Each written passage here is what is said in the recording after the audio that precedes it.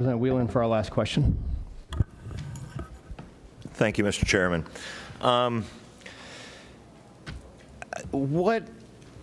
As far as self-reporting, because everything in your testimony, not everything, but a significant amount here is just on those folks that self-reported.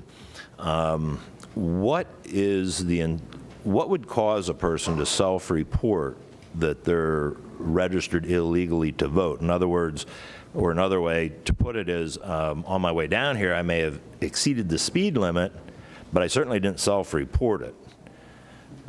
So what would cause a person, what would incentivize a person to self-report that they're registered to vote? So that was you on 11 and 15? Yes, it was. I passed you a wave.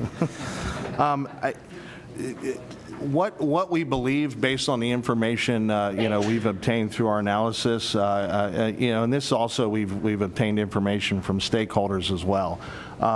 What causes them, what the impetus is for self-reporting, is that you keep in mind all of these individuals are here legally. They are documented.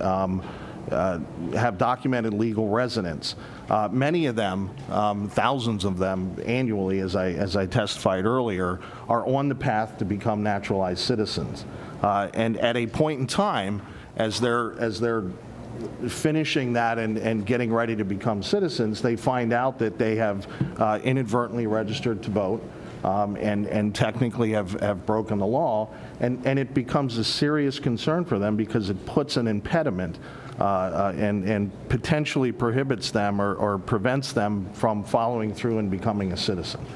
So that's what we believe, based on the information we have available, is that's the impetus, is that they're going through the process of becoming a legal citizen, and a naturalized citizen, and they find out at some point that this is a big problem and could prevent them from gaining citizenship. Okay, so then that keeps coming back to what number is the Department of State looking for, or what do you guess across the Commonwealth? Do we have 500,000 folks registered to vote illegally in Pennsylvania? And can we extrapolate these same numbers that if there, let's say there is 500,000 folks that are across the Commonwealth that are registered to vote illegally, and what percent did you say of this sampling, 21%, again, if you're looking at 500,000 people registered to vote illegal, 21% of that 500,000, I mean, these are big numbers. They could be, but I don't. We don't know. Again, well, I think, again, looking at the experience of other states, and even the numbers you talked about. You talked about what the impetus is for people self-reporting, and they're on the path to citizenship.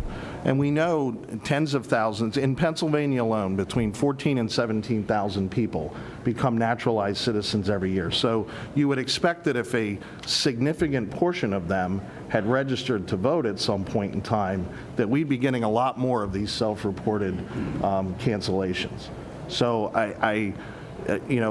but again, it would be irresponsible for me to take a guess, because it would literally be a wild guess at this point. We have to complete our analysis, and we will put together a report and go through the numbers so that everyone has the information they need. Any idea how long this is going to take? Are we going to be here another decade before we? No, I don't expect that it's going to take a decade. Again, we've looked at the experience of other states. This is something that will at least take several months. We do have some advantage in that we can look back at what other states have done, and we can avoid some of the missteps they've made along the way, which should make it easier for us to complete our process. Thank you. Thank you, Representative.